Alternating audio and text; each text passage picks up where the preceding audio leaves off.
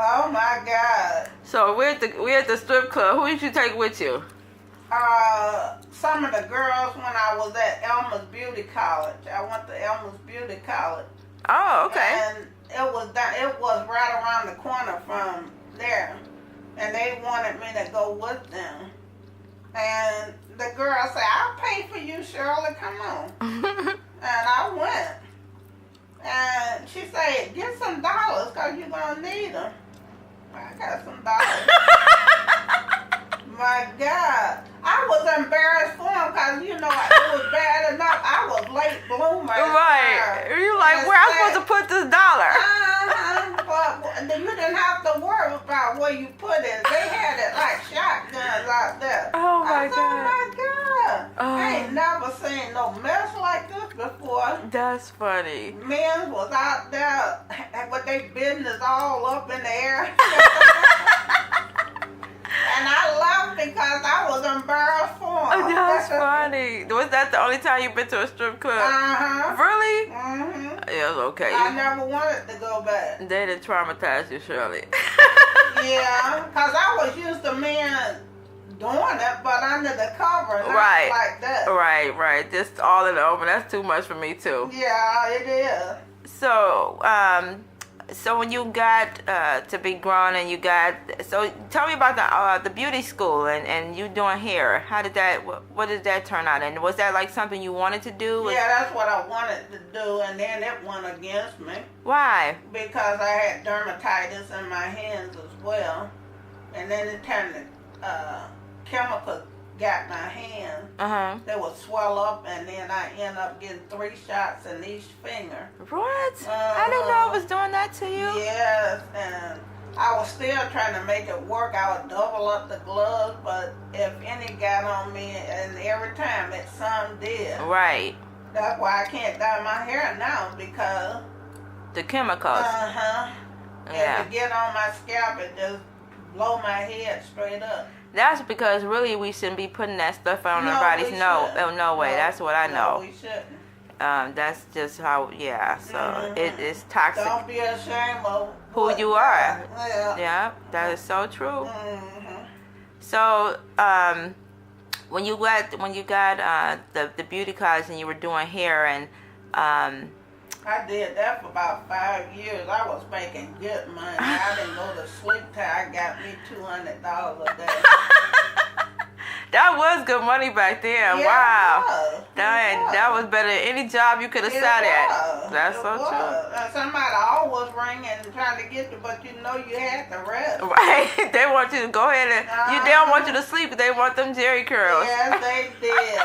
And they wasn't scary curls. The one I was getting. No, your hair, you knew how to do Jerry curls. Yeah, I was good at that. Yep, sure was. They used to keep me riding when I was in school. They would keep me riding because I was fast with it. Oh, for the beauty school? Okay. So I had some papers. I don't have them now. When I got my certificate, they say the most innovative student of the year. 83. 83? Okay.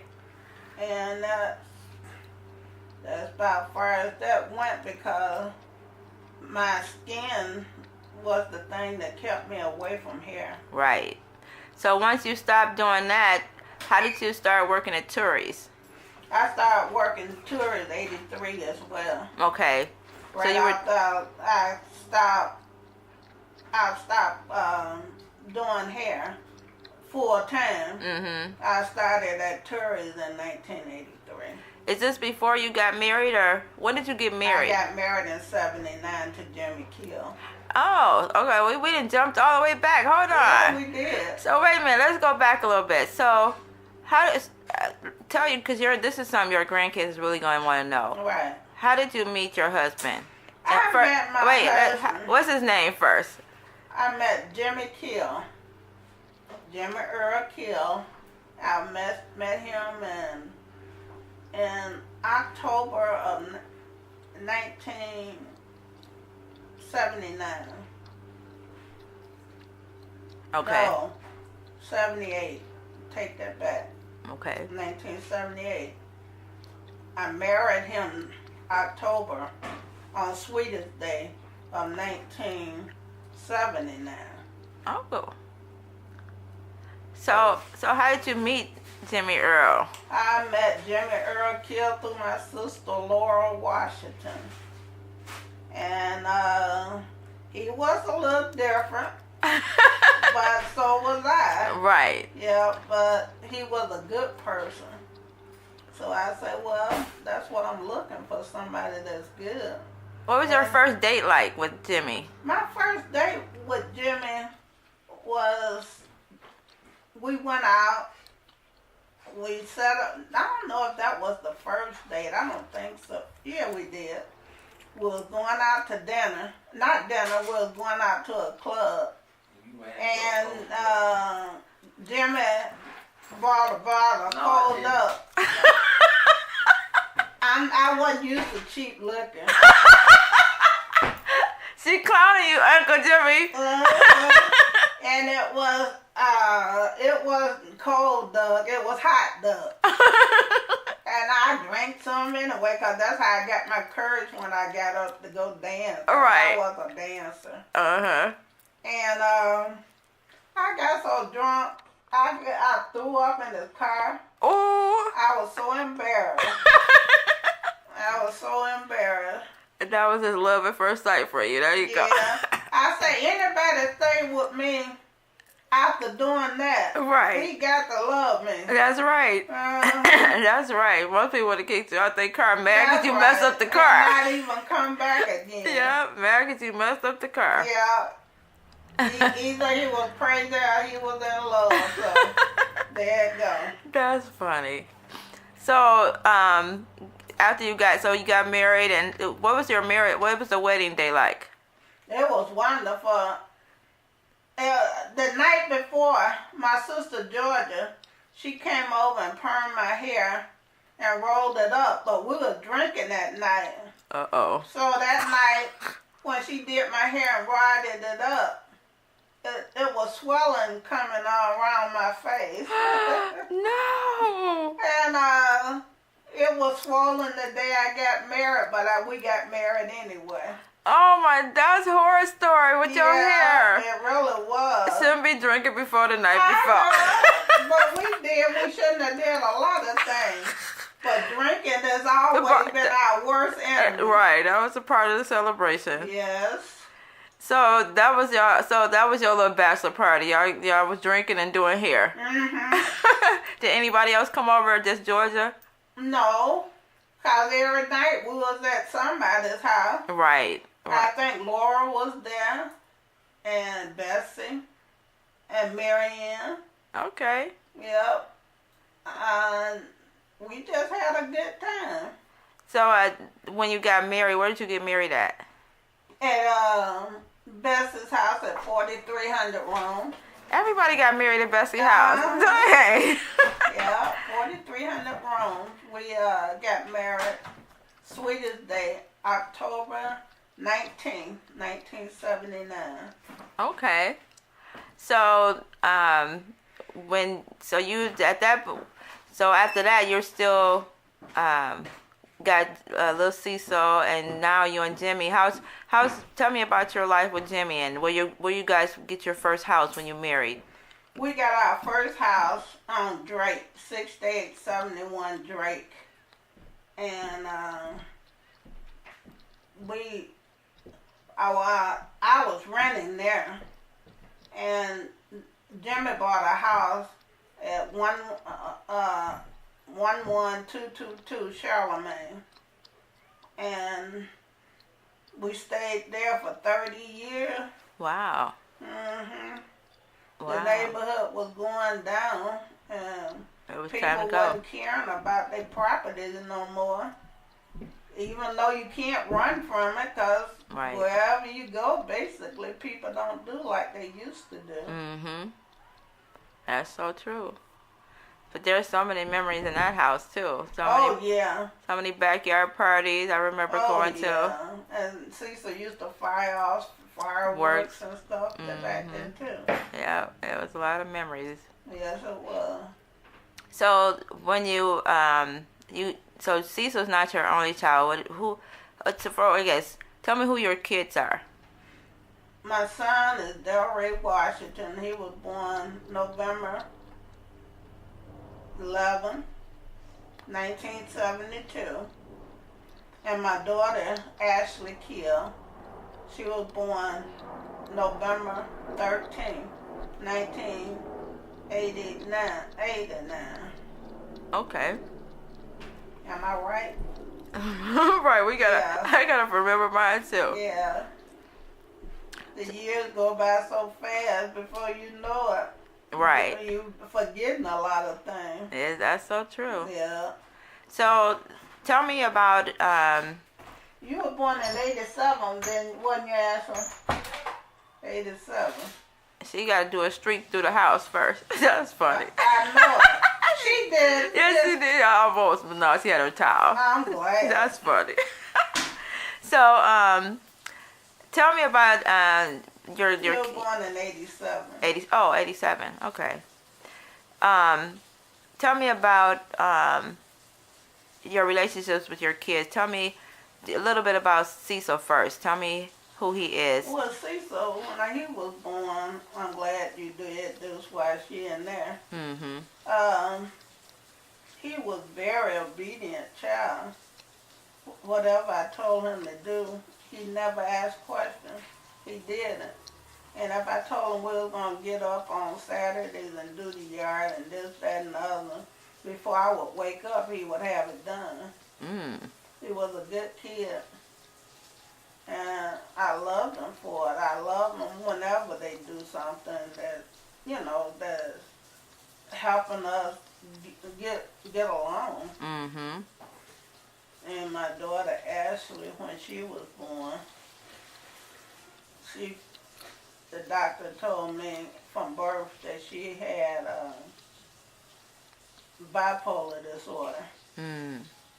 And they found out this when she was like 2 years old. Okay. Because she wouldn't sleep. She wouldn't do all the things that children normally do. And as it progressed, she got worse. And then she got to the point where she did nothing that I would ask her to do. It's like almost like a hate. And I always wanted my daughter close to me. Right. I wanted all of my kids close to me. Right. I thought for a minute maybe it's because my grandkids is about the same age as my daughter. Oh, that's true. Some of them are, yeah. Because Ray Ray, when he was born, she was only 2 years old. Oh, that's and right. I kept them around a lot. So I don't know if she thought I liked boys better than girls or whatever. But as the time went on, she seemed to be changing, and she was changing like she was changing into a whole new direction. I know I loved her, but I didn't know how to deal with the situation at first. Right. How do you deal with that when you've never been through nothing like that? I never went through nothing like that growing up or anything. But I know I love her. Maybe her tossing and turning as a child and all of that, she was conflicted in herself at that point, so that was her only way. And that was not hatred that she was displaying, Auntie. That was just her not knowing how to tell you. That was just her. Yeah. That's what that was. But she told me when she was like 9. Okay. And I accepted it, but I told her I didn't like it. Of course. But I accepted it because it was her. Right. But we had some difficult times because a lot of times I would fight with her because I did want her to change. Right. And that was wrong too. Right. We just want the best for our kids. Yes. And that's really what it is. Because I know how hard it is. People out here in the streets gonna make it worse than what it is. Yep. It is. And I didn't want to see her coming up killed her. Because I had seen what some of the kids was killed just by saying that's what they are. And other people, they never did, except that it's hard for them to imagine anything like that.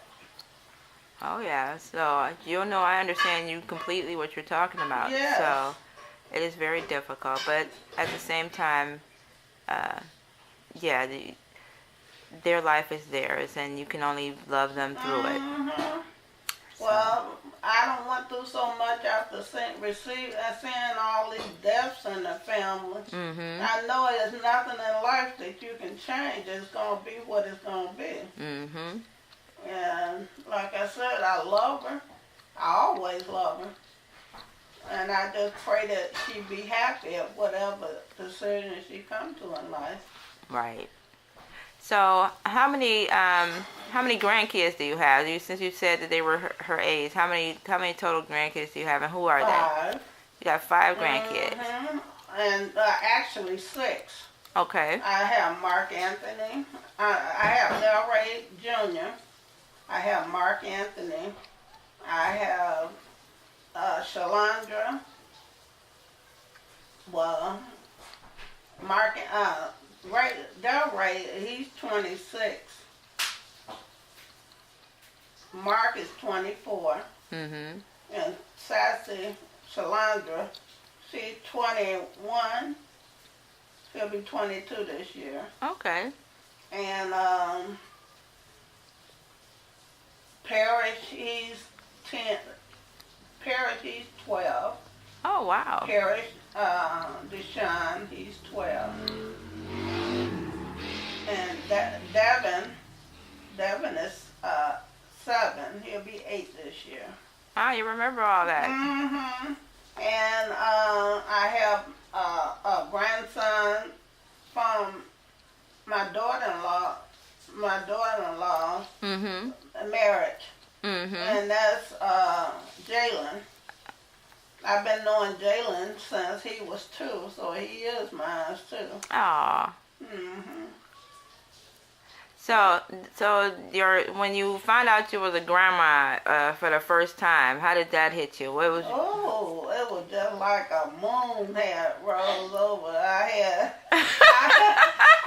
always loved kids. So whenever I heard of a child being born, it was a beautiful thing. Mhm. Sometimes we don't like the people that they choose. Right. Right. But just knowing that that's my child's son, yeah, I was very excited. Right.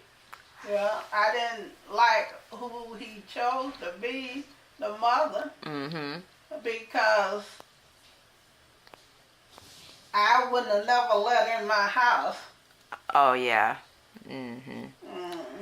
Yeah, but yeah. But that's water under the bridge or over Right. the bridge or something. Whatever, however it goes. Mhm. So tell me about I had to love her too for having my 3 grandsons. Right. My 2 grandsons and 1 daughter, granddaughter. Mhm. That's the only granddaughter I have. Oh, Sassy is. That's right. Mhm. And Parrish came from he came from another relationship that my son got into. Those boys. Those boys. Mhm.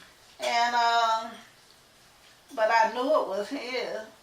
I sat there till he was coming out, and then I walked out because my son said, "I got it, Mama." Because he was there every time. I was there with the kids when they was coming out. Oh, that's nice. But he always took over once they started coming out. Mhm. And he got married, and I guess 9 months to a year, he no, it's more than that between Devin and Parrish. Yeah, it's a long time. Yeah. Mhm. Yeah, a couple years, like 5. Right. Mhm. Right.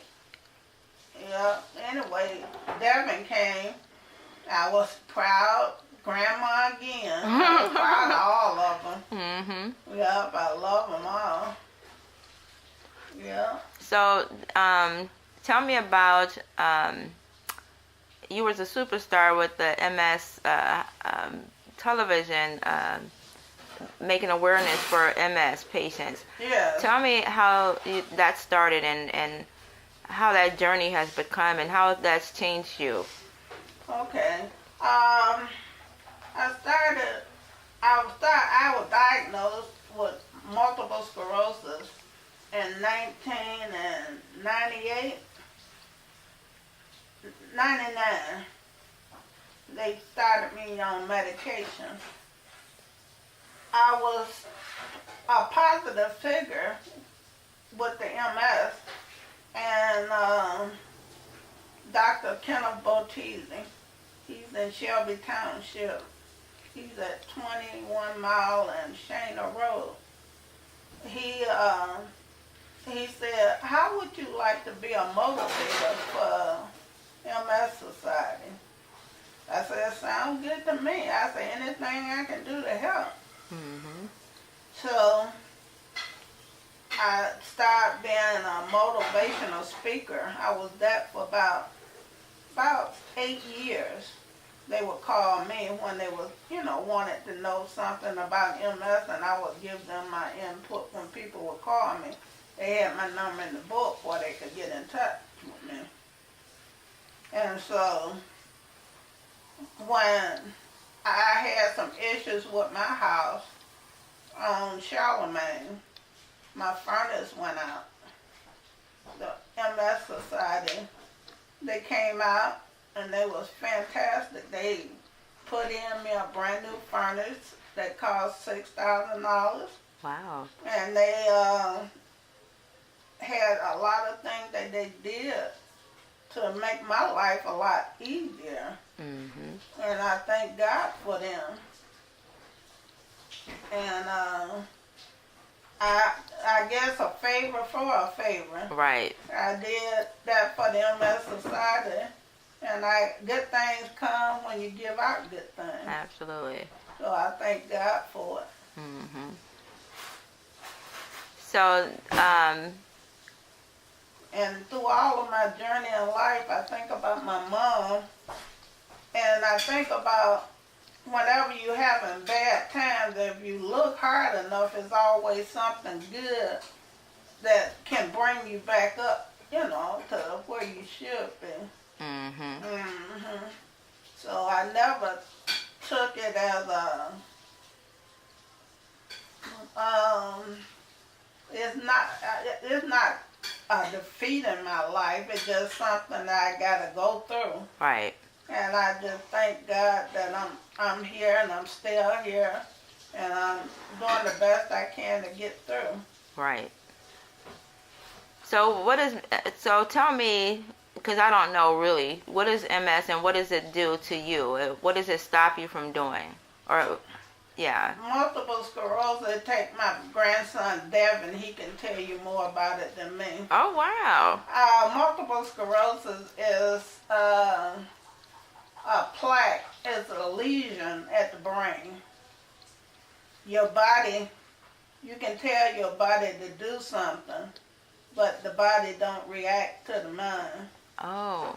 And so sometimes you get ready to step and you are freeze in your step. It's that exacerbation they call it. And it's hard when you first get it because you want to say, I'm going to get through this.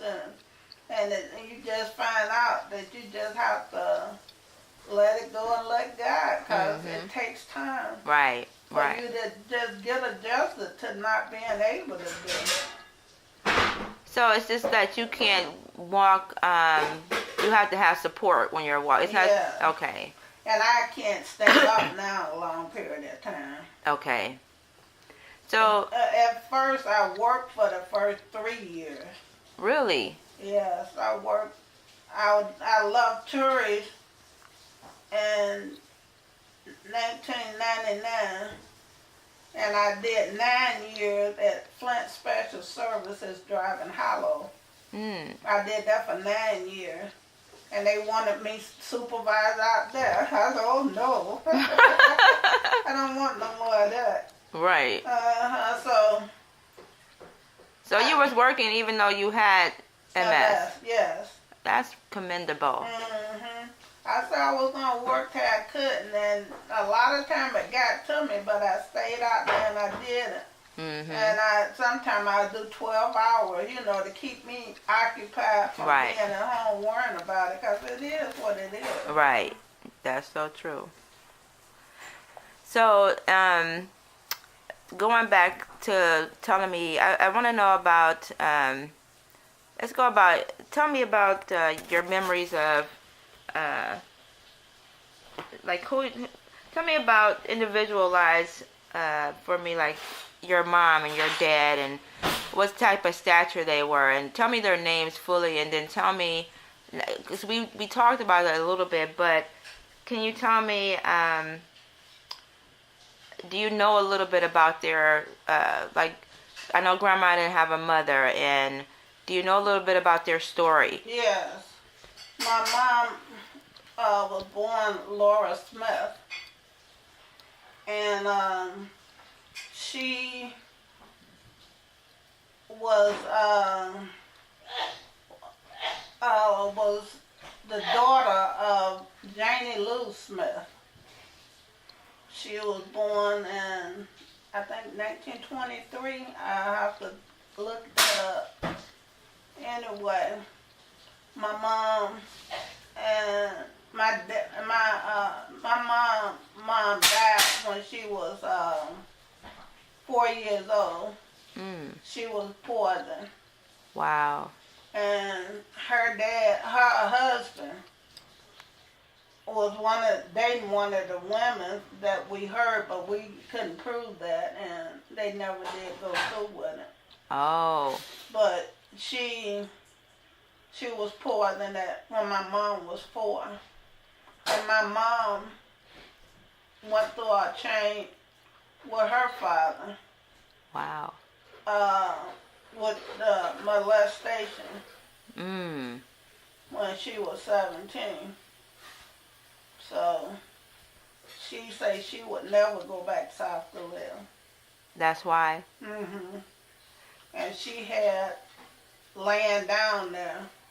I think they gave it to your mom when she went down there. Because Laura sold the land. Oh, I see. Yeah. Definitely didn't know that. Henry Lee gave her mama's land. And she got so many thousand for it. That ain't been a lot of years ago. Right. When she went down south. Right. I remember when she flew down there. I thought she had her lawsuit money or whatever money. Henry Lee gave her so many acres of land.